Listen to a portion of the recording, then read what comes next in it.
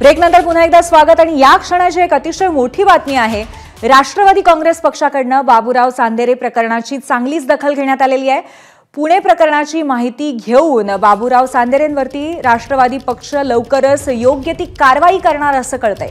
पक्षातील वरिष्ठ नेत्यांनी एबीपी माझाला या संदर्भात माहिती दिली आहे। पक्षाचं नाव वापरून दहशत निर्माण केल्यास खपवून घेणार नाही असेही स्पष्ट संकेत यातनं देण्यात येत आहेत। बाबूराव चांदेरे यांच्या याआधी देखील पक्षाकडे मारहाण आणि दहशत निर्माण करत असल्याबद्दल तक्रारी गेलेल्या होत्या।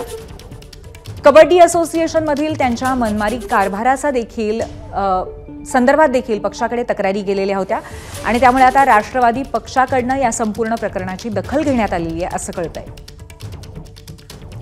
आपले प्रतिनिधी निलेश बुधावले आपल्या सोबत आहेत। निलेश, बाबूराव चांदेरे यांनी सातत्याने मारहाण केल्याचे, दमदाटी केल्याचे व्हिडिओज येत होते, पण अखेर आता पक्षाकडून दखल घेतली जाईल असे संकेत मिळतायत। निलेश, पूर्वी राष्ट्रवादी काँग्रेस पक्षाकडून बाबूराव चांदेरे यांना ज्या पद्धतीने एका बिल्डरला मारहाण केली त्या प्रकरणाची माहिती घेण्याला सुरुवात झालेली आहे।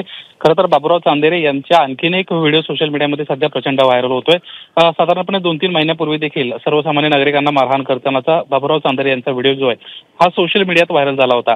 सातत्यानं राष्ट्रवादी काँग्रेस पक्षाची बदनामी, यासोबतच अजित पवारांची जवळची व्यक्ती म्हणून अजित पवारांची देखील प्रचंड बदनामी होते आणि त्यामुळेच पक्षाकडून ह्या बाबूराव चांदेरेंची दखल घेण्यात आल्याची माहिती मिळते।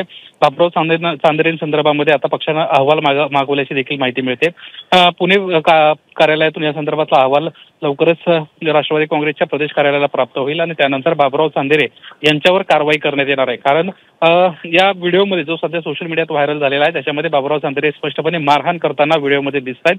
त्यामुळे अशी कुठलीही प्रकारची मारहाण जर कुणी पदाधिकारी राष्ट्रवादी काँग्रेस पक्षाचा करत असेल तर ती नक्कीच पक्षासाठी ही धोक्याची घंटा आहे आणि त्यामुळेच अशा पद्धतीचा दादागिरी खपवून घेतली जाणार नाही अशा पद्धतीची माहिती देखील पक्षातील एका वरिष्ठ नेत्यानं एबीपी माझाशी बोलताना दिलेली आहे। बाबूराव चांदेरे यांचं केवळ सर्वसामान्यांच्या दहशती संदर्भातच नाही तर कबड्डी असोसिएशनचे ते पक्षाकडून पदाधिकारी आहेत आणि त्या ठिकाणी देखील मनमानी कारभार सातत्याने ते करतायत आणि त्यामुळेच एक नाराजीचा सूर त्यांच्या विरोधात पक्षात ऑलरेडी होता आणि आता या प्रकरणामुळे आणखीन त्याच्यात भर पडल्याचं आपल्याला पाहायला मिळतंय। लवकरच बाबूराव चांदेरेंवर पक्ष पातळीवरून कारवाई होताना आपल्याला पाहायला मिळेल।